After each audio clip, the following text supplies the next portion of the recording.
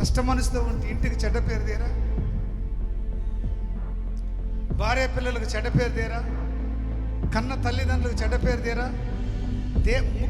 ముఖ్యంగా గమనించండి, నువ్వు దేవుని సంఘానికి నువ్వు చెడ్డ పేరు తెస్తే దేవుణ్ణి విడిచిపెట్టడు. విన్నారా? పురుషులైనా స్త్రీలైనా నిన్ను బట్టి దేవుని నామానికి అవమానం కలిగితే నువ్వు కలెక్టర్ అయినా, నువ్వు ఎస్పీ అయినా, నువ్వు గీత దాడితే నీ మీద ఏటు తప్పదంటారు ముఖ్యమంత్రి గారు అంటాడు అనమాట. అంతకంటే పై వాళ్ళు అంటారు కదండి. ఎప్పుడైనా పై వాళ్ళు కింద వాళ్ళు తెలుసా, నువ్వు గీత దాడు